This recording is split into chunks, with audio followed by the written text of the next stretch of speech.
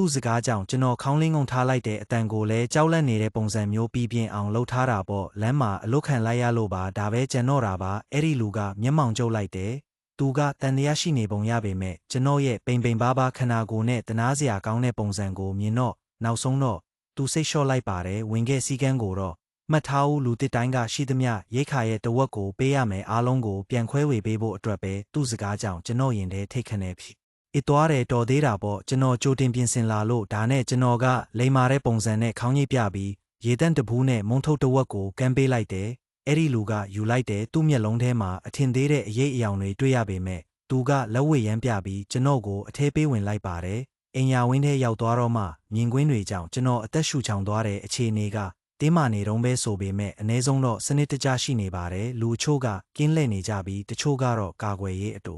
အပြင်ဆင်နေကြတဲ့အမျိုးသမီးတွေနဲ့ကလေးတွေလည်းရက်ွက်ရုံမှာစုဝေးနေကြတာတွေ့ရတယ်ဒါဟာကပ်ဘေးကာလာထဲကကျွန်းကလေးတကျွန်းလိုပဲအပြင်ကတက်ဖြတ်မှုတွေနဲ့ခဏတာဝေးကွာနေတဲ့နေရာပေါ့မှတ်ပုံတင်တဲ့နေရာကအတော်ကြီးတယောက်ပြောပြတာကတော့အခုဒီနေရာကိုပေါက်လို့ခေါ်တဲ့လူတယောက်ကအုပ်ချုပ်နေတာတဲ့သူကအရင်ကဒီနေရာရဲ့မန်နေဂျာပေါ့ကပ်ဘေးစဖြစ်တော့သူကမြေကြီးစွမ်းအားကိုရရှိခဲ့ပြီးအားလုံးကိုကာကွယ်ဖို့ကင်းအဖွဲ့ကိုဖွဲ့စည်းခဲ့တာပါနေထိုင်သူအားလုံးကသူတို့ရဲ့လှုပ်ဆောင်ချက်အပေါ်မူတည်ပြီးရိတ်ခါတို့နေတိုင်းရကြတယ်ပိုရချင်ရင်တော့ကင်းလဲတဲ့အဖွဲ့ဒါမှမဟုတ်ထောက်ပံ့ရေးအဖွဲ့တွေဝင်ရမယ်ကျွန်တော်ကတော့ကျမ်းမာရေးမကောင်းဘူးလို့အကြောင်းပြပြီးဘယ်အဖွဲ့ထဲမှမဝင်သေးပါဘူးကျွန်တော်ရဲ့ပိုရီယော်ရတီကမိဘတွေကိုရှာဖို့ပဲရင်ထိတ်ထိတ်နဲ့ကျွန်တော်အိမ်ရှိကိုပြေးသွားလိုက်တဲ့အခါတကားကအတင်းဖောက်ဖွင့်ခံထားရပြီးအထဲမှာလည်းမွေနောက်ခံထားရတာတွေးလိုက်ရတယ်ဒါကိုမြင်လိုက်ရတော့ကျွန်တော်ရင်ထဲစက်ခနဲဖြစ်သွားတဲ့အထဲကိုအပြေးဝင်ပြီးအဖေနဲ့အမေကိုအော်ခေါ်ပေမဲ့ဘာအတန်မှပြန်မကြားရပဲတိတ်ဆိတ်နေပါတယ်အိတ်ခန်းစားပွဲပေါ်မှာဖုန်တွေတက်နေတာကိုကြည့်ရင်သူတို့မရှိတာရက်တော်ကြပြီဆိုတာသိတာပါတယ်ကျမ်းပြင်ပေါ်မှာရုံရင်းဆန်ခတ်ဖြစ်ထားတဲ့အမတ်အသားတွေရှိပေမဲ့သွေးကွက်တွေတော့မတွေ့ရပါဘူး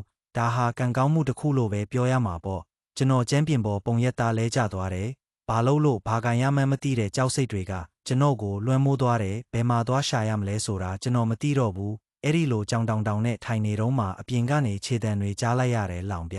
အောင်တလို့အတန်တန်ထွက်လာတယ်ဟောပြတယောက်ကြံနေသေးတာပဲကျွန်တော်ခေါင်းကိုစက်ခနဲမောကြည့်လိုက်တော့တကားဝမှာလူနှစ်ယောက်ပိတ်ရက်နေတာတွေးလိုက်ရတယ်အရှိကလူကကတုံးနဲ့ကျွန်တော်ကိုမကောင်းတဲ့မျက်လုံးတွေနဲ့ကြည့်နေတယ်ကျွန်တော်သူ့ကိုမှတ်မိတယ်သူကပေါက်ရဲ့လက်ယုံတယောက်ဖြစ်တဲ့စကော်ပီယန်ပဲစကော်ပီယန်ကသူ့နှုတ်ခမ်းကိုရှာနဲ့တက်ပြီးကျွန်တော်ကိုတက်ဖို့စောင့်နေတဲ့အသားတုံးလိုကြည့်နေတယ်မင်းရဲ့အိမ်ထောင်ဦးစီးကလွန်ခဲ့တဲ့ရက်ပိုင်းကပေါက်ကိုပေးစရာရှိတာတွေမပေးနိုင်လို့သူတို့ကိုနှင်ထုတ်လိုက်ပြီးအခုဒီနေရာကငါတို့ပိုင်ပြီးကျွန်တော်မျက်မှောင်ကျုပ်လိုက်တယ်ကျွန်တော်မိဘတွေကိုဘာလုပ်လိုက်တာလဲ